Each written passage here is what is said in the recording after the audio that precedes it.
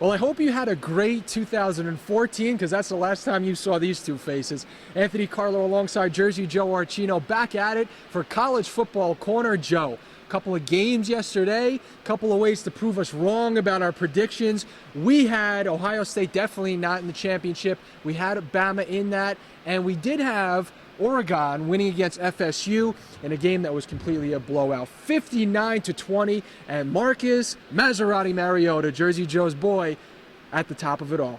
Always delivers Marcus Mariota. It was an unbelievable. I mean, look, we've been waiting months and months for these games, and they didn't disappoint. I mean, let's be honest, Florida State and Oregon was a heck of a game for a while. Until that third quarter, we had a good ball game. Both teams very close. I thought in the first half, Oregon actually looked a little bit out of rhythm. A lot of bad penalties you don't usually see from them, but it was the turnover game. You had Dalvin Cook with those bad turnovers for Florida State, Jameis Winston turning the ball over, and it was just the name of the game was turnovers for Florida State in that third quarter, and that's really what set it apart. And 59-20, it was a blowout. Now, it all came to culmination with Jimbo Fisher and Jameis Winston going at it on the sideline. Not too sure about what was going on there, but frustration, obviously, was definitely a major point there.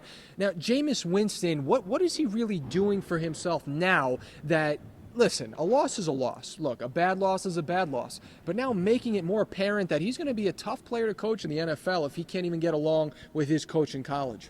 I think it's an interesting thing because now obviously all the talk is going to be with the 1 and 2 picks, the Tampa Bay Buccaneers and the Tennessee Titans. What do you do? If you have number one, do you go Jameis Winston? Do you go with Marcus Mariota? I'll say this. A quarterback in the NFL is a CEO. He represents your franchise on and off the field.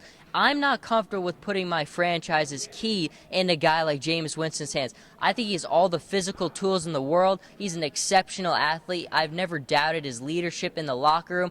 But when you have a guy, I think talent sometimes is overrated in a position in the NFL because you need a guy who's going to sit in a room and watch film for 8 hours. You need a guy who's just going to be a grinder, very mature. I have no questions about Marcus Mariota's maturity, his commitment to be a better quarterback. I think if at the end of the day, there's no question in my mind, I would take Marcus Mariota over Jameis Winston. I just don't trust my franchise in his hands. It is a little bit of a difficult situation. You have Jameis Winston, who obviously is a good football player, has all the tools to be a good NFL football player, but then you have his off-the-field troubles, and now it looks like on-the-field troubles. It just doesn't look good.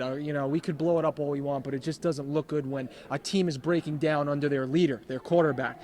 But Marcus Mariota did get that win alongside Oregon, so they're heading to the championship. And now we look at the other game that we had, and Alabama and Blake Sims, some interceptions, a little different than what we've seen from him.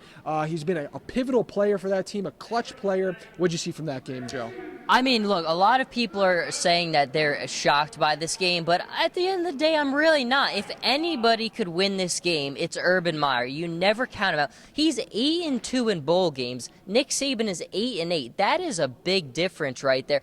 But who else could win with their third-string quarterback? J.T. Barrett goes down. He had a phenomenal year. Braxton Miller, before the season even started, was out. I mean, there's no other coach in college football who could win a game of this magnitude on a stage like this with their third-string quarterback. Urban Meyer is just a coach like no other, and it was just a fantastic win for the Ohio State Buckeyes. Well, you said it. I mean, Braxton Miller goes down, J.T. Barrett goes down. You got to give Ohio State credit for doing what they did. They dug down deep. They beat an Alabama team that many people had going to the championship. And now we have Ohio State and Oregon in that championship. Marcus Maserati Mariota, the Heisman winner, up against an Ohio State team. Are you putting all of your marbles with Marcus Mariota? Look, this is going to be a great game. It is. I mean, I think part of the thing in Alabama, let's be honest, folks, they're boring, very defensive, not that flashy. I want this matchup. I want these high-tempo, up-tempo, high-speed offenses, flashy uniforms, great head coaches. It's a great game. I think it's a coin flip. It is. Never, ever count out Urban Meyer. I will say, though, this. Florida State had a month to prepare for this game, and they lost 59-20. You have 1 week to prepare for the Oregon Ducks offense. That is incredibly hard to do for anybody. It doesn't matter if it's Nick Saban or Urban Meyer. It doesn't matter who it is. So I think it's a tough thing to have to do. I'm going to go with the Oregon Ducks to get the win in this game, but I think it's going to be very close. Urban Meyer is going to have his guys ready to play. It's going to be a lot of points scored in this one, but I just think at the end of the day, the Oregon Ducks, they have a better matchup here, and they're going to get the win. Well, FSU getting that major win streak snapped by the Oregon Ducks, who now will have their leader Marcus Mariota taking them into that championship. On the other end of it, Ohio State, the win over Blake Sims and Alabama. That's Jersey Joe Archino. This is Anthony Carlo. We'll catch up with you next time right here on College Football Corner.